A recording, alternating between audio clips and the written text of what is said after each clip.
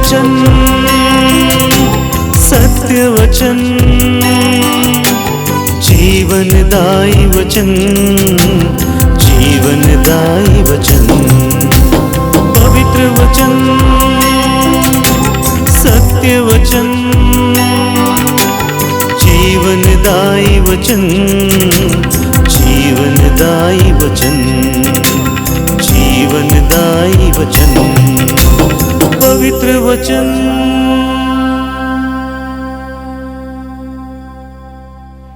सबको जय यीशु। पुनः एक बार आप सभी का इस बाइबल सीरीज में स्वागत है। आज हम लोग एक नए भाग में प्रवेश करते हैं जिसका शीर्षक है ऐतिहासिक ग्रंथ। पिछले सप्ताह तक हमने पंच ग्रंथों को समझा और आज से ऐतिहासिक ग्रंथ का पहला ग्रंथ योशुआ का ग्रंथ के बारे में हम चर्चा करेंगे। और इस पर चर्चा करने के लिए हमारे इस सत्य संचार स्टूडियो में मौजूद है बरेली धर्म प्रांत के एक कर्मठ पुरोहित श्रद्धेय father John Bosco. Father John Bosco, आपका स्वागत है। फादर जॉन बॉस्को बरेली धर्म प्रांत के पुरोहित हैं। वे अलग पद पर कार्य कर चुके हैं।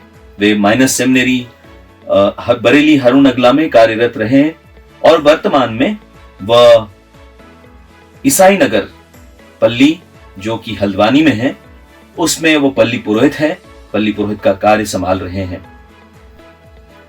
श्रद्धेय father John Bosco canon law से संबंधित जो भी कार्य हमारे धर्म प्रांत में होता है उसमें वो सलाहकार का काम कार्य करते हैं और उन्होंने कैनन लॉ से लाइसेंशिएट किया है। हमें खुशी है कि आज इस ग्रंथ पर चर्चा करने के लिए वो हमारे साथ मौजूद हैं, तो हम उनसे इस ग्रंथ के बारे में ज्ञान हासिल करें। फादर जी, पुनः एक बार आपका स्वागत है। आपसे मैं पहला प्रश्न ये करना चाहता हूं कि पंच ग्रंथों के बाद की किताबों को पूर्ववर्ती नबियों के ग्रंथ में रखा गया है, तो ये क्यों रखा गया है और इस पर जरा प्रकाश डालिए और हमें समझाइए। बाइबल के इब्रानी संस्करण में मुख्य रूप से न्यायकर्ताओं का ग्रंथ, योशुआ और सामुएल का ग्रंथ और राजाओं का ग्रंथ, इसको हम विशेष रूप से पूर्ववर्ती नबियों के ग्रंथ में रखा है जी। इसलिए रखा है कि क्योंकि इन प्रमुख ग्रंथों में कई प्रमुख पुरुष चरित्र आते हैं जी, जो ऐसा लगता है कि वो नबी है, तो इसलिए उनको इसी प्रकार रखा गया है। लेकिन उस रूप में नहीं है जिस रूप में हम बाद के 4 जो नबी आते हैं और बाद में हम 12 गौण नबियों को भी हम देखते हैं, उस रूप में नहीं है। लेकिन कभी कभी ऐसा माना जाता है वे भी नबी की तरह है। तो इसलिए ये पूर्ववर्ती ग्रंथों में अधिकतर हम सभी ये कनान देश से प्रवेश करने से लेकर यरूशलेम का विध्वंस और बाबुल का जो पतन, वहां तक का जो इतिहास हम यहाँ पर देखते हैं जी। विशेष रूप से हम यहाँ पर हम देख सकते हैं जो ईश्वर ने जो प्रतिज्ञा हमारे लिए किया है उसके ऊपर ज्यादा जोर दिया गया है इन सभी ग्रंथों में, इसलिए उसको ऐसे रखा गया है जी। मसीही धर्माचार्य जोशुआ में उद्धारकर्ता मसीह का पूर्व रूप क्यों पाते हैं? ये बहुत अच्छा सवाल आपने किया है फादर, क्योंकि अधिकतर लोग बोलते हैं जोशुआ एवं जीसस जी। तो जोशुआ मीन्स याहवे सेव्स जी और जीसस मीन्स सेवियर। और कहा गया है कि ये इब्रानी भाषा में ये यहोशुआ से कन्वर्ट हुआ, इसका मतलब है ये उद्धारक है, प्रभु उद्धारक है। और बाद में यहोशुआ, योशुआ ऐसे बाद में आ जाता है और यूनानी भाषा में इसको यीशुस कहते हैं और लैटिन में येसुस और हिंदी में यीशु और उर्दू में यीशु कहते हैं। और जोशुआ जो है दिव्या देश की ओर ले चलने का काम करता है, मीन्स एक अगुआ का काम करता है जोशुआ। लेकिन जीसस, यीशु जो है सभी लोगों को स्वर्ग राज्य की ओर ले चलने का एक अगुआ का काम करता है। मीन्स जोशुआ प्रोमिस्ड लैंड की ओर लोगों की अगुवा करता है, देश ले जाता है। और जीसस जो है सभी मानव जाति को स्वर्ग राज्य की ओर ले जाता है। यही एक जी। समानता है। जी धन्यवाद फादर जी। और मूसा और योशुआ को भी साथ में रखकर देखते हैं, तो इनमें समानताएं क्या पाते हैं हम? और यहाँ पर बहुत सारी समानताएं हैं। मीन्स मूसा एवं जोशुआ, जी द फर्स्ट चैप्टर से लेकर अंत तक इन दोनों की समानताएं हम जोशुआ में हम देख सकते हैं। पहली बात, ये मरुभूमि से जी टोक लगाने के लिए मूसा कुछ लोगों को भेजते हैं कनान देश की ओर। जी ठीक उसी प्रकार जोशुआ में भी हम देख सकते हैं, यरीको में दो गुप्तचर को जोशुआ भेजते हैं जी वहां के बारे में, वहां के वो प्रदेश के बारे में जानने के लिए। वो ये समानता रही है। जी दूसरा समानता इसी प्रकार हम देख सकते हैं कि मूसा की अगुवाई में लोग लाल सागर पार कर इधर आते हैं। जी ठीक उसी प्रकार जोशुआ की अगुवाई में लोग यरदन नदी पार करते हैं और यरीको यरदन नदी पार करके यरीको पहुंचते हैं। जी तो इसी प्रकार एक दूसरा समानता हो गया। तीसरा है, मूसा मिस्र से कनान देश की ओर यात्रा करने से पहले वे लोग पास्का पर्व मनाते हैं। जी बाद में हम जोशुआ के ग्रंथ में हम पाते हैं ये लोग कनान देश में आने के बाद जी वे लोग पास्का पर्व मनाते हैं। जी और अन्य दूसरे एक समानता हम पाते हैं कि मूसा को ईश्वर का जो दर्शन जो है ये जलती हुई झाड़ी में वो दिखाई देता है। और वहां पर बोला गया है जहां पर भी तुम खड़े हो वहां पर जो जगह पवित्र है, अपना जो जूता वहां से हटा लो। ठीक उसी प्रकार यरीको में भी जी प्रभु की सेनापति द्वारा जोशुआ को भी एक दर्शन मिलता है और वहां पर भी कहा गया है तुम जहां पर भी खड़े हो वहां पर वो जगह शुद्ध है, तो इसीलिए तुम्हें भी अपना जूता वहां से हटाना है। ठीक उसी पर बहुत सारी समानता है। और अन्य एक दूसरी विशेष एक समानता है, ये मूसा के समय जब इस्राएल लोग अमीलेक पर जब युद्ध कर रहे थे, मूसा हाथ खड़ा करके प्रार्थना कर रहे थे, तब ये लोग जीत गए। जी तो ठीक उसी प्रकार योशुआ के ग्रंथ में हम देख सकते हैं आई नामक एक नगर है, जी उस पर आक्रमण करने पर जोशुआ जो है अपने एक दंड ऐसे दिखाकर वहां पर प्रार्थना कर रहे, जब तक वो प्रार्थना कर रहे थे वे लोग जीत जाते हैं और अंत में वो नगर को एकदम भस्म कर देते हैं। जी तो एक प्रकार का समानता है। और अंत में मूसा अपने अंतिम समय में एक लोगों को एक विदाई, एक संदेश देते हैं।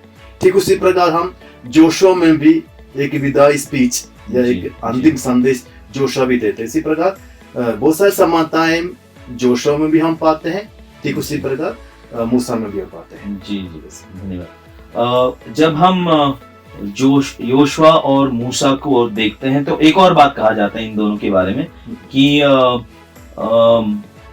योशुआ जो है मूसा के जो कार्बन कॉपी की तरह। जी जी जी जी तो ये क्यों कहते हैं? कमेंट्री के अनुसार ऐसा कहा गया है, Joshua is the carbon copy of मूसा, यानी कि बहुत सारी समानताएं इन दोनों में पाते हैं। इसलिए शायद इसी कारण होगा, शायद उसी को ऐसा रखे। फिर भी ऐसा भी हम कह सकते हैं कि हमें जोशुआ के बारे में यदि हम बताना है तो हमें मूसा को जिक्र करना है।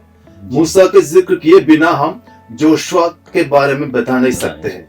यदि मूसा है तो जोशुआ है, यदि जोशुआ है तो मूसा है, क्योंकि जो कुछ मूसा ने जो कुछ बोला है, जो कहा है, उसी को यही आगे बढ़ाते हैं। जी, और इसके अलावा दोनों में एक प्रकार का कर्मठता हम देख सकते हैं। जी।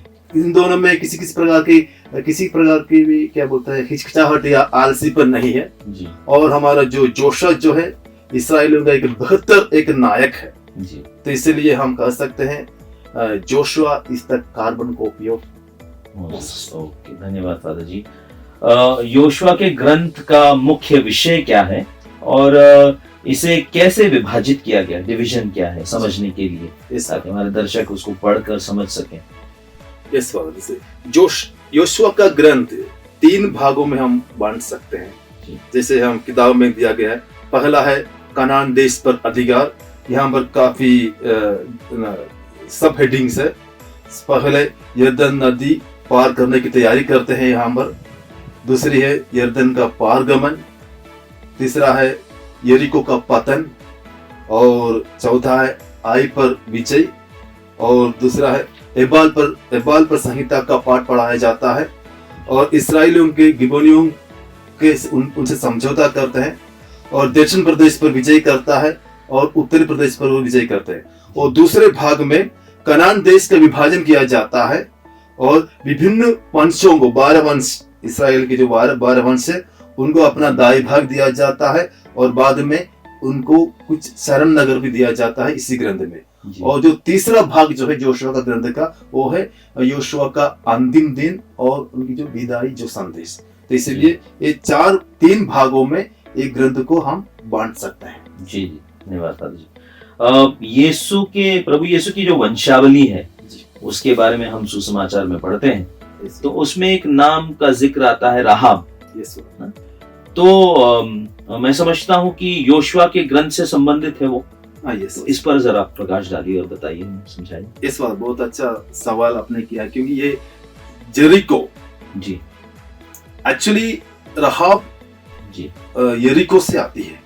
ओके। और बाइबल में भी हम यरीको इसे place called it's a cursed land, शापित देश था, क्योंकि हम देख सकते हैं एक आदमी यरूशलेम से यरीको जा रहा था, वहां पर डाकुओं के हाथ में पड़ जाता है। मींस डाकू लोग रहते हैं, वेश्या लोग रहते हैं, और नाकेदार लोग रहते हैं। इसी प्रकार एक प्रकार का एक शापित देश है यरीको जी। तो यहाँ पर एक गुप्तचर के रूप में 2 जन को जोशुआ भेजते हैं जी, और इनको ये राहाब नामक वेश्या उनको शरण देती है जी, अपने घर में उनको बिठा, ताकि राहाब इसराइल के जो ईश्वर को जानती थी जी, और उससे भयभीत रही। जी। तो इसलिए ये 2 जन को वो अपने घर में उनको शरण स्थान देती है, और यरीको के उस राजा से बचा लेती है जी। और बाद में ये जो गुप्तचर जो आए थे उन्होंने राहाब से कहा कि आपको हम आपकी रक्षा हम करेंगे करके जी। और बाद में राहाब एक रस्सी से, लाल रंग की रस्सी से इन दोनों गुप्तचर को अपने घर से बाहर कर देती है, और जी। बाद में वो गुप्तचर उनसे कहते हैं कि ये रस्सी आपके घर में रखना, खिड़की पर रखना, ताकि आपके घर के किसी का भी हानि नहीं होगी। और बाद में जब इस यरीको पर जब अत्याचार किया जाता है जी, राहाब के परिवार को बचा देता है, ईश्वर बचा लेता है, और बाद में उसको एक सुरक्षित जगह पर रख देते हैं उनके अच्छे कार्यों की वजह से। कहा जाता है कि भले ही राहाब परिपूर्ण या इस प्रकार का निर्मल नहीं है, फिर भी ईश्वर ने उसको अपनी वंशावली में जोड़ दिया है, जगह दिया है। इसलिए कि हम इब्रानियों का लिखित पत्र में पढ़ते हैं, संत पौलुस का पत्र कहा गया है, विश्वास के कारण राहाब नामक वेश्या अविश्वासियों के साथ नष्ट नहीं हुई, तो इसलिए उनका नाम वहां पर आते। और बाद में हम वंशावली के जो ग्रंथ में हम इसी प्रकार पाते हैं, राहाब सालमन से शादी की, और सालमन जो है बोअस जी, और रूत जी, उसके बाद ओबद से यस्से से दाऊद, और दाऊद के बाद हम जानते हैं जोसेफ, देन ईसा का जन्म होता है। इसीलिए राहाब नामक एक वेश्या का एक जिक्र यरीको से आता है, और इसलिए योशुआ में भी हम उसके बारे में इसका मतलब है कि हम यदि प्रभु की इच्छा के अनुसार कार्य करते हैं, परोपकार के कार्य करते हैं, प्रेम के कार्य करते हैं, तो हमारे जो गुनाह है वो भी माफ होते हैं, माफ किया जाता है, और हमें आशीर्वाद मिलता है। धन्यवाद फादर जी, बहुत ही सुंदर एक उदाहरण है हमारे लिए कि हम भी उसका पालन करें, परोपकार के कार्य करें, दूसरों की मदद करें। दूसरा एक सवाल है कि कुछ वर्ष पहले या 3 साल पहले की बात है, जब कलीसिया में हम लोगों ने यरीको प्रार्थना की थी, तो मैं समझता हूँ कि उसका कुछ रिश्ता या कनेक्शन इस ग्रंथ से है, तो इसके बारे में जरा हमें समझाइए। इस बार आपने बहुत अच्छा सवाल किया, क्योंकि यरीको प्रेयर जब हम हमारे डायसिस में बहुत हमें, यानी कि मेरे ख्याल से पूरा सभी नॉर्थ इंडिया में इसी प्रार्थना को हमने जारी रखा था। इसका जो मूल जो पृष्ठभूमि जो है योशुआ के ग्रंथ से हम पाते हैं। मीन्स यरीको नगर को नष्ट करने के लिए योशुआ ने सभी इस्राएलियों से कहा कि हमें 6 दिन तक एक परिक्रमा करनी है जी, और 7वें दिन हमें 7 बार उस जेरिको नगर की परिक्रमा करनी चाहिए। जी और लोगों से कहा गया कि सबसे पहले ये जो है 7 याजक प्रभु की मंजूषा के सामने जी और सिंह की तुरही बजाते हुए चलेंगे जी और उसके बाद प्रभु की मंजूषा लेकर आएंगे। लेकिन योशुआ ने लोगों से कहा है किसी भी प्रकार की ललकारना, किसी प्रकार की आवाज नहीं करनी चाहिए, ओनली तुरही बजाते हुए वे लोग चलते रहेंगे और 6 दिन इसकी परिक्रमा, इस नगर की परिक्रमा करते रहेंगे। जी और 7वें दिन इन लोगों को 7 बार करना है, इसलिए 7वें दिन एकदम अर्ली मॉर्निंग, अर्ली सुबह फटते ही ये लोग परिक्रमा शुरू करते हैं। और जब 7वीं बार ये लोग एकदम ललकारना शुरू करते हैं, एकदम चिल्लाना शुरू करते हैं, आवाज करते हैं सारी और गूंज के साथ, और ये दीवार एकदम ढल जाता है जी और गिर जाता है और उसको नष्ट कर देता है और उस पर ये लोग कब्जा करते हैं और विजय पाते हैं। तो इसलिए कहा गया है कि यदि हम 7 बार, यदि हमारे घर के चारों तरफ यदि हम परिक्रमा करेंगे तो हर प्रकार की शैतानी ताकतों से हम सभी महफूज रहेंगे। तो किसी प्रकार की शैतान से या शत्रु से यदि विजय पाना है तो इसी प्रकार की यरीको प्रेयर करते हुए या 7 बार हम परिक्रमा करते हुए एक किसी मकसद को लेकर हम प्रार्थना करेंगे तो सब पूरा हो जाता है। तो इसलिए यरीको प्रेयर शिक्षा जी। धन्यवाद फादर जी। योशुआ ने कानान देश पर अपना अधिकार बनाया था, तो कानान देश का विभाजन क्यों किया गया? कनान देश का विभाजन तो इसलिए किया गया है कि अधिकतर जो है ना वहां पर 12 वंश है जी। तो इसलिए 12 वंशों के बीच में किसी प्रकार की या ईर्ष्या या झगड़ा नहीं होना चाहिए था। तो इसलिए जो जायदाद है सभी वंश के बीच में उन्होंने इक्वली बांटा, लेकिन उन लोगों को नहीं दिया जो लेवी वंश है। लेवी वंश को इसलिए नहीं दिया गया है क्योंकि प्रभु ईश्वरी उनका दाई भाग रहा है, तो इसलिए वो लेवी वंश जो है प्रभु का कार्य करते हैं। तो इसलिए उनके लिए वो जो भूमि का उनके बीच विभाजन उनके नहीं है क्योंकि उनका जो दाई नहीं मिला। उनका जो दाई भाग जो है प्रभु है। तो इसलिए लेवी वंश को छोड़कर बाकी सभी वंशों को उन्होंने ये भूमि का विभाजन करके उनको दे दिया ताकि उनमें किसी प्रकार की झगड़ा या ईर्ष्या नहीं हो। जी, प्यार मोहब्बत से इसलिए बांटा गया। क्योंकि आजकल भूमि प्रॉपर्टी के बारे में बहुत कुछ होता है। जी। अपने अपने से लड़ने लगते हैं, तो इसीलिए एक नबी ने इसको विभाजित करके दिया। बहुत सुंदर है। योशुआ का अंतिम दिन, उसके बारे में बताइए और साथ ही साथ उनके विदाई भाषण के बारे में हमें समझाइए, जो शायद इसमें जिक्र किया गया। जोशुआ का अंतिम मीन से करीबन 110 साल तक जोशुआ जीवित रहे हैं जी। और अपने अंतिम समय में उन्होंने सब लोगों को बुलाया, सभी नेताओं को बुलाया, सभी न्यायकर्ताओं को बुलाया, सभी अधिकारियों को बुलाया और उनके सामने उन्होंने अपना विदाई भाषण दिया और 4 प्रमुख बातों पर उन्होंने लोगों पर ध्यान देने के लिए कहा। पहला है कि जो प्रतिज्ञा ईश्वर ने दी है उसमें हमें अटल रहना है जी। दूसरा है तो किसी अन्य देवी देवताओं के पीछे नहीं भागना है, एक ही ईश्वर है, उसकी आराधना करना है और कभी भी विधान की मंजूषा का किसी प्रकार का कोई अपमान नहीं होना चाहिए जी। और लोगों ने इनकी बातों को अच्छे से सुना और हम उस पर अमल करेंगे, उसके अनुसार चलेंगे करके उन्होंने उनको वचन भी दिया जी। तो बाद में उनका देहांत हो जाता है और उनका जो मीन्स पार्थिव शरीर जो है एफ्राइम घाटी पर उनको दफनाया जाता है और काफी दिन तक लोग उसका शोक मनाते हैं। और बाद में दूसरा जो नबी आता है उन लोगों को आगे ले चलने के लिए, उसके बारे में हम न्यायकर्ताओं ग्रंथ में हम पढ़ेंगे जी। तो जिस प्रकार से आपने हमें समझाया है, तो मैं समझता हूँ कि इस ग्रंथ को का निचोड़ आपने इसका रस पिया है। तो उस रस पीने के बाद जो आपका अनुभव है इस ग्रंथ के बारे में, तो उस अनुभव से आप क्या संदेश देना चाहते हैं हमारे दर्शकों को? जोशुआ का ग्रंथ जब हम पढ़ते हैं, जोशुआ में से एक कर्मठ एक नवयुवक है जी और आज्ञा पालन जो कहा गया है उसको अच्छे से उन्होंने संभाल। जिस प्रकार मूसा ने कहा उसी हिसाब से करते हैं। आजकल के ज़माने में ये आज्ञा पालन हमारे जी। युवा साथियों में बहुत ही कम हम देख सकते हैं। हाँ, सभी में सभी में लगभग सभी में तो- दूसरों की आज्ञा मानने में थोड़ा सा परेशानी होती है, होती है। कठिनाई कठिनाई होती है।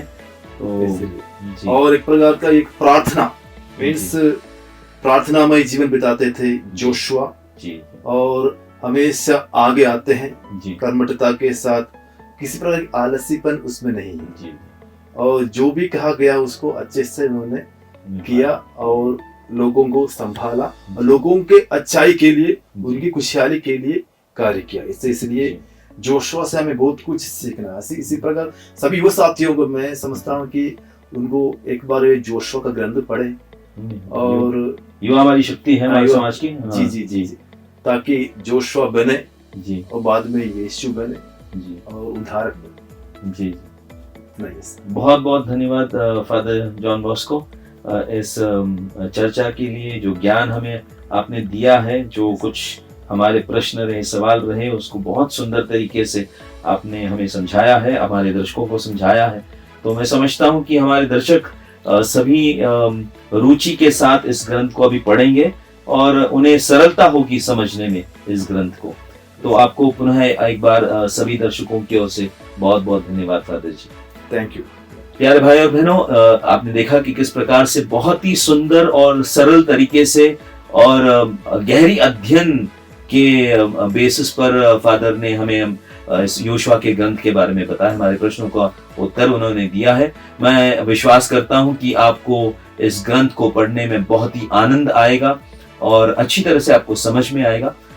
तो पुनः एक बार मैं आपसे निवेदन करता हूं कि इस चैनल के लिंक को जरूर अपने मित्रों के साथ, अन्य लोगों के साथ, जितने भी ज्यादा हो सके उन लोगों के साथ आप जरूर इसको शेयर करें और इस प्रभु के वचन के मिठास को आप दूसरों के साथ बांटें। जैसे आप मिठाइयाँ बांटते हैं तो प्रभु के इस मीठे रस को भी दूसरों के साथ बांटिएगा। तो पुनः एक बार आप सभी को धन्यवाद देता हूँ इस कड़ी को देखने के लिए और उम्मीद करता हूँ कि अगले सप्ताह एक नए ग्रंथ के साथ पुनः हम लोग मिलेंगे। तब तक के लिए आज्ञा दीजिएगा। जय यीशु।